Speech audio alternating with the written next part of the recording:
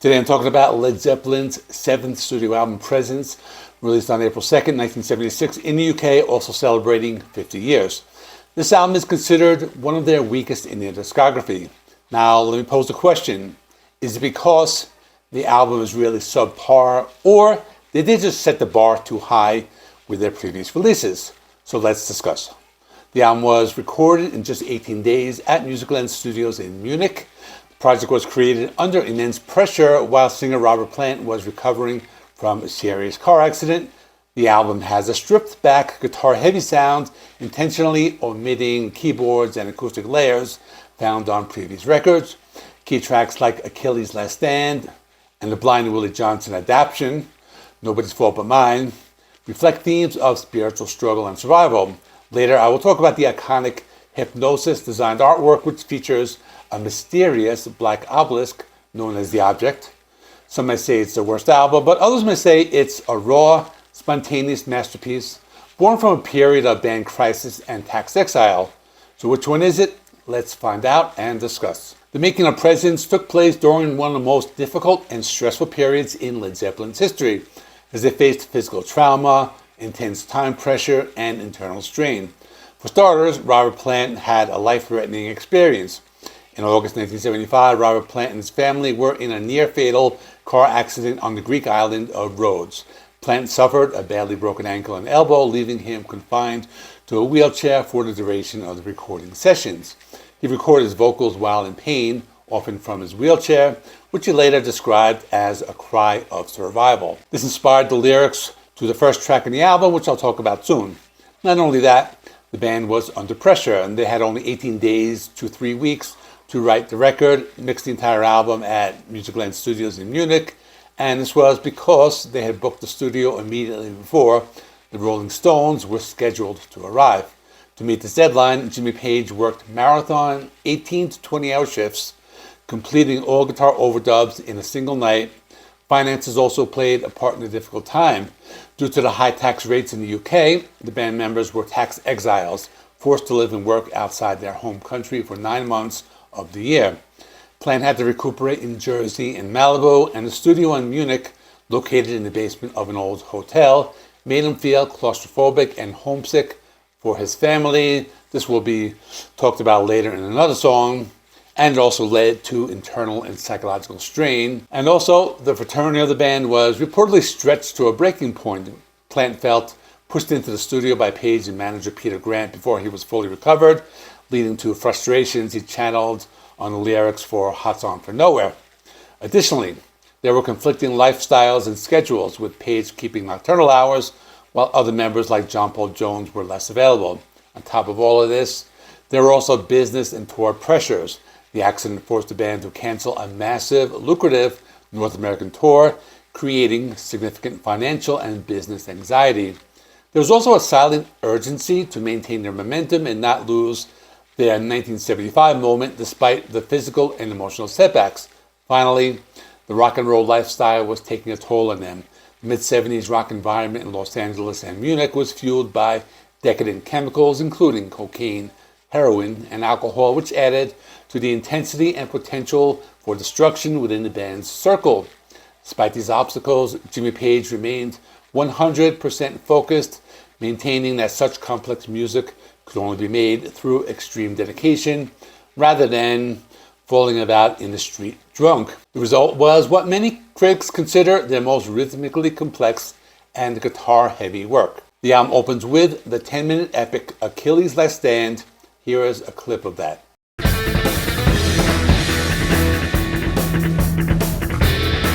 This is widely considered one of the band's most ambitious compositions.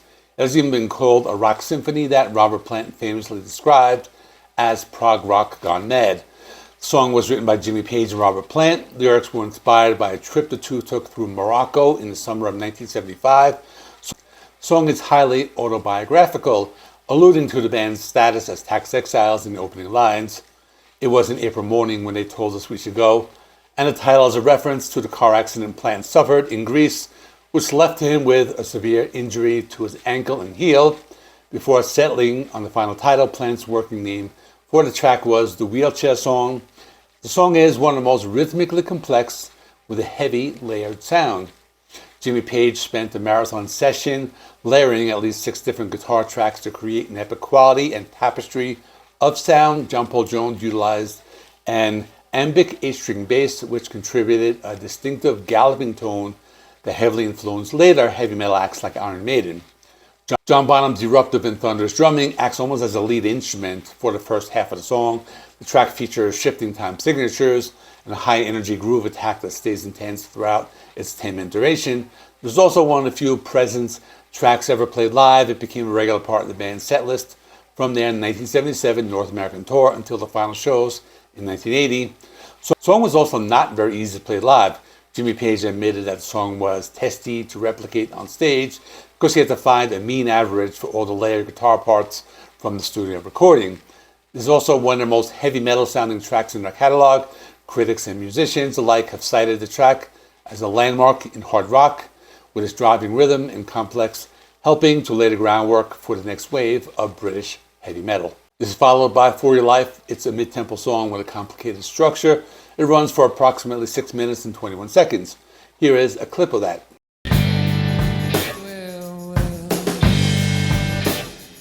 Unlike some tracks that were rehearsed extensively beforehand, For Your Life was developed mostly in the studio. Jimmy Page used a Fender Stratocaster for this track, which was provided by Gene Parsons, formerly of the Byrds.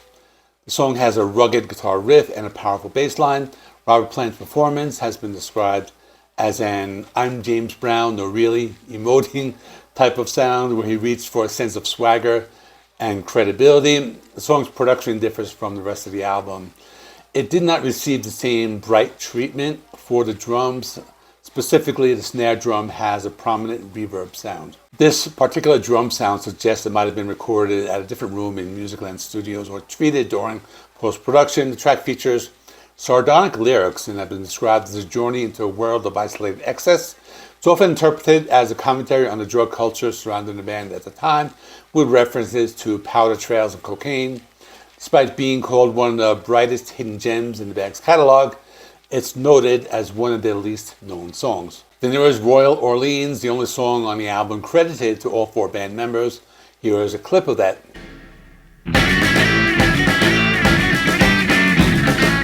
The song is a biographical account of a humorous and somewhat scandalous misadventure involving bassist John Paul Jones at the Royal Orleans Hotel in New Orleans. Lyrics refer to an incident involving Jones and a transvestite prostitute, and even include a nod to soul singer Barry White. Because of his lighthearted subject matter, it's described as a moment of comic relief and bright cheerfulness on an album otherwise defined by intense turmoil, pain, and alienation. Musically, the track is a funk-influenced rocker that highlights the band's rhythmic interplay. The cohesion of the guitar, bass, and drums has been described as sounding like a steam train chugging along, driven by a merciless, heavy attack from Jones and Bonham. A standout feature is John Bonham's bongo breakdown during the song's bridge, which critics have called one of the most amusing moments on the record, and here's a clip of that. You know it's right. If you see my friend, they wanna ride us in the night. The song's rhythm lines and flavor are said to be influenced by Jeff Beck, specifically his track Constipated Duck.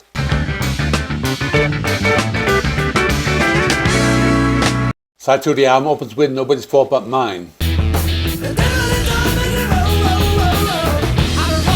It's a heavy blues rock composition and an example of the band's bone-crunching sound during a period of intense personal and professional pressure. The song is an adaptation of a 1927 gospel blues track originally recorded by Blind Willie Johnson.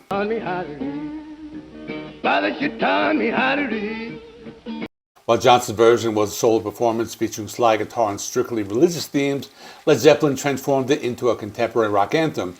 Though the album credits the songs of Jimmy Page and Robert Plant, band chroniclers have noted that it's misleading since the lyrics and melody clearly draw from Johnson's earlier work, a fact Robert Plant eventually acknowledged on stage in 1979.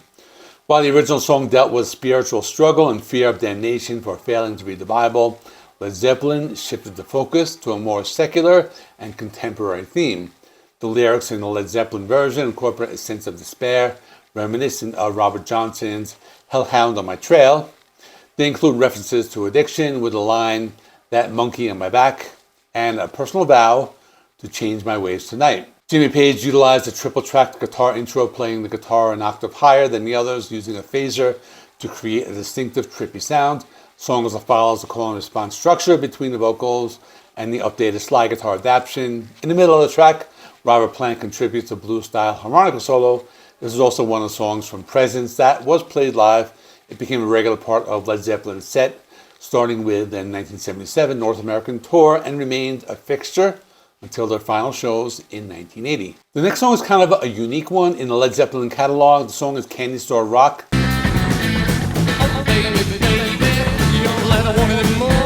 It stands out on the album as a high-energy tribute to the roots of rock music. The song was heavily inspired by 1950s rock and roll. Robert Plant delivers what has been described as his best rockabilly impression, incorporating an Elvis shake into his vocal performance. The song also stands out in other ways. While Presence is famous for its lack of keyboards and acoustic guitars, Candy Store Rock is the only studio track on the album to feature an acoustic rhythm track. The song has even been compared to one of their other most popular songs from Led Zeppelin 4. The song features the high travel brightness characteristic of the album's overall sound. It's noted that it sounds like a prequel to 1971's Rock and Roll. In terms of release and reception, it was released as a single in the United States on June 18, 1976, with Royal Orleans as the B-side. Despite being chosen as a single, the track failed to chart. The song is one of the more uplifting tracks, with Royal Orleans and Hot On For Nowhere. It provided a sense of comic relief and vibrant colors to an album otherwise dominated by the intense and stressful circumstances of the recording process. After this is a song called Hot On For Nowhere.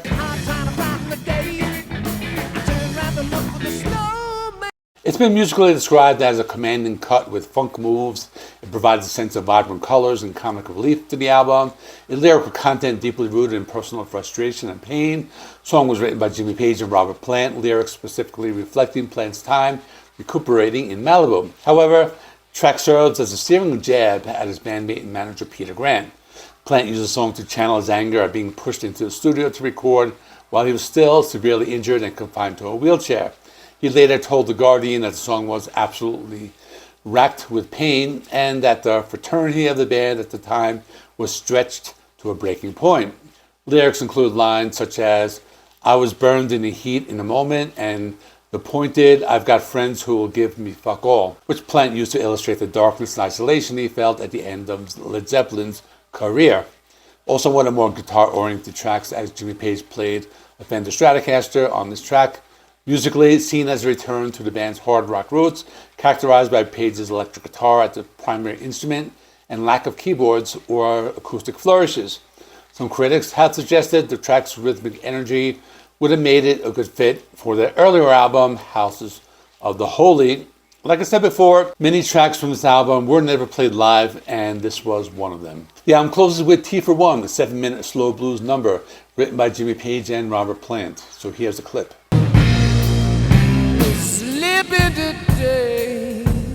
The song was a somber reflection of the loneliness and isolation Robert Plant felt during recovery from the aforementioned car accident while recuperating in a wheelchair and separating from his family for long periods. Plant channeled his feelings of being miles away from home into the lyrics. Jimmy Page described the song as exceptional and noted that it was recorded in just a couple of takes. Page praised Plant's vocal performance on the track as tremendous, despite the pain from his injuries. The track features heavy accents and drum cymbal attacks, characteristic of the album's stripped-back and raw production.